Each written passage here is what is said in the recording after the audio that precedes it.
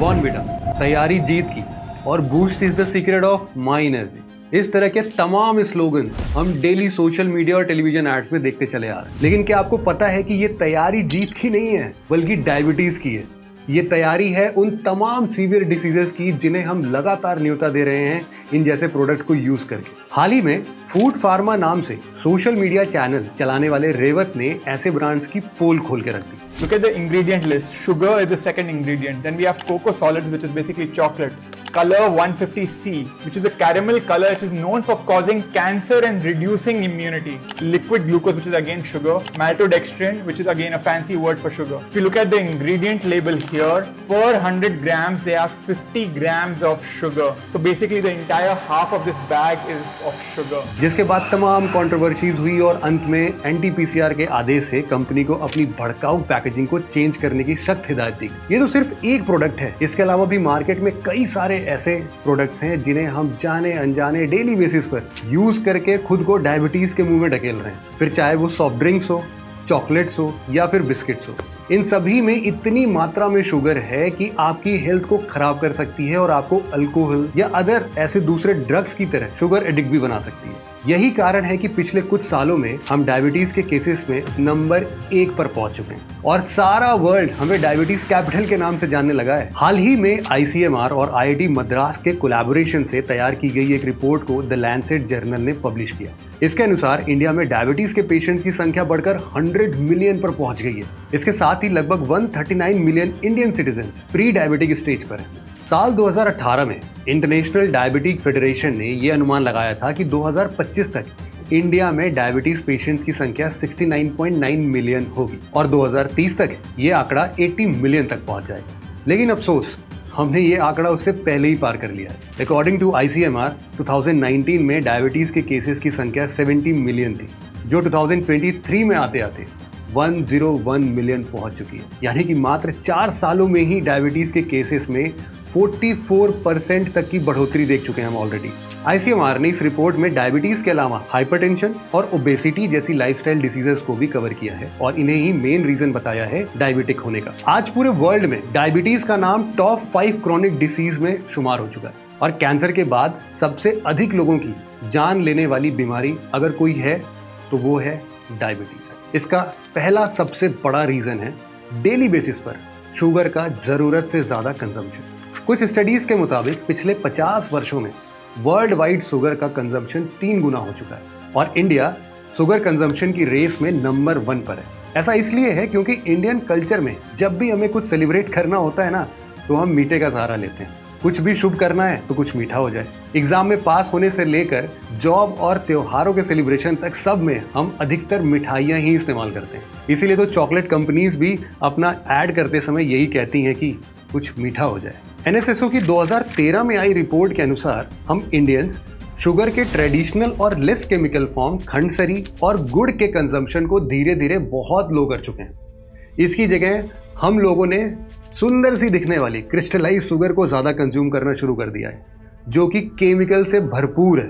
According to NSSO, India में 2001 के मुकाबले ट्रेडिशनल शुगर का per capita consumption 8.72 kg per annum से घटकर 2011 में 5 kg पर एनम रह गया। वहीं अगर क्रिस्टलाइज शुगर की बात की जाए तो 2022 में IPIB की रिपोर्ट के अनुसार इसका पर कैपिटा कंजम्पशन बढ़कर 20 kg पर एनम हो चुका है।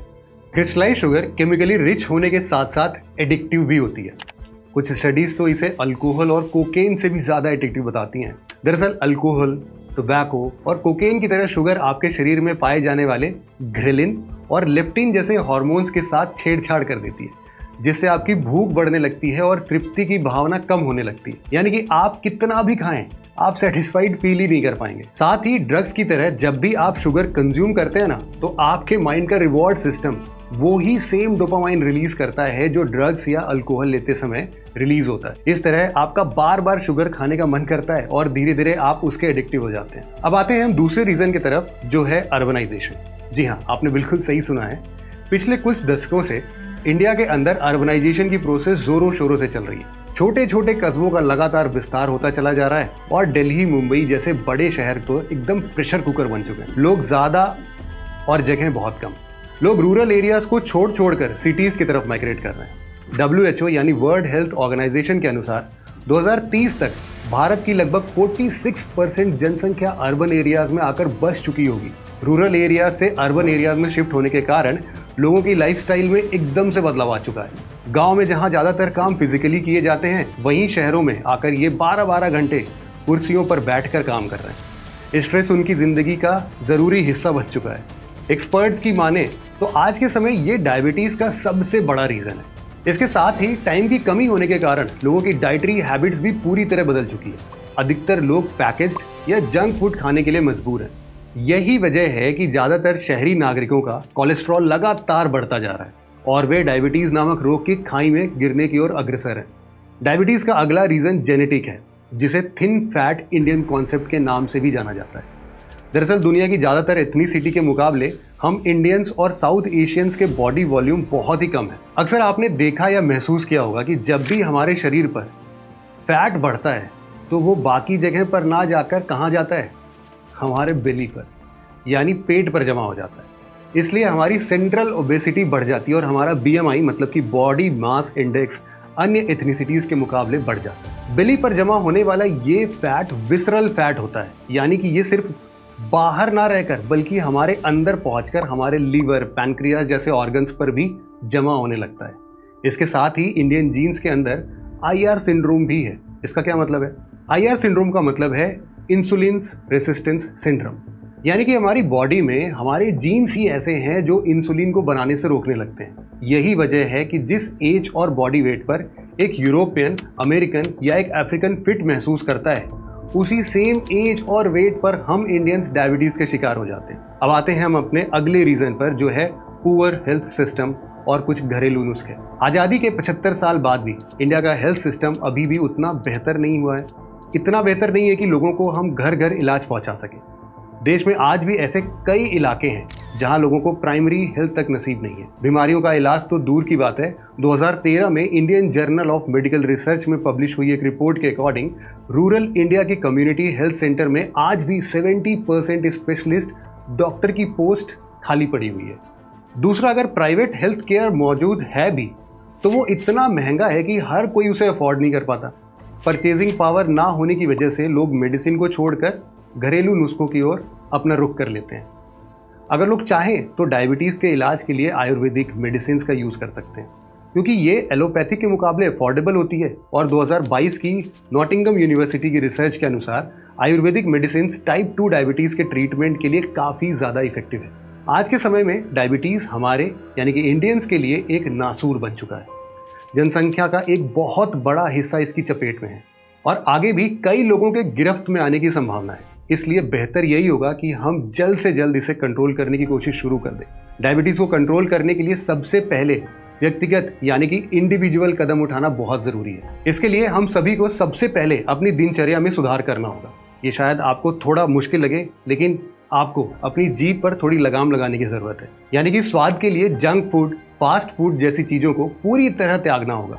अगर पूरी तरह बंद नहीं भी कर सकते हैं तो बेहतर है कि कम से कम खाएं। इसके अलावा एक और हैबिट हमें सभी इंडियंस को अपने अंदर पैदा करनी होगी और वो है रेगुलर एक्सरसाइज की हैबिट। फिर चाहे वो जिम के थ्रू डेवलप करी जाए या फिर घर में रहकर योगा के थ्रू। अगर आप चाहते हैं एक हेल्दी और हैप्पी लाइफ तो आयुर्वेद के अनुसार उसके 3 पिलर्स हैं। पहला, नियमित दिनचर्या। दूसरा, संतुलित एवं पौष्टिक आहार। और तीसरा, नियमित व्यायाम। इसके साथ ही सरकार भी इसकी रोकथाम करने के लिए फिट इंडिया या ईट राइट जैसी इनिशिएटिव चला रही है। बट इसके अलावा भी सरकार और भी काम कर सकती है, जैसे कि अल्कोहल और टोबैको की तरह हाईली शुगर प्रोडक्ट पर भी एक्स्ट्रा टैक्स लग सकता है, जैसे फाइनेंस की लैंग्वेज में सिन टैक्स भी कहते हैं। कनाडा और कुछ यूरोपियन कंट्रीज ने तो ये काम शुरू भी कर दिया है। दूसरा, इस बात का भी ख्याल रखना कि चूंकि ये प्रोडक्ट अनहेल्दी होने के साथ साथ एडिक्टिव भी है, तो स्कूल्स के आसपास इनकी सेल पर रिस्ट्रिक्शन लगाई जाए, जिससे छोटे बच्चे इसके इस्तेमाल से बच सकें। डेनमार्क जैसी कंट्री काफ़ी साल पहले ये एक्सपेरिमेंट कर चुके हैं।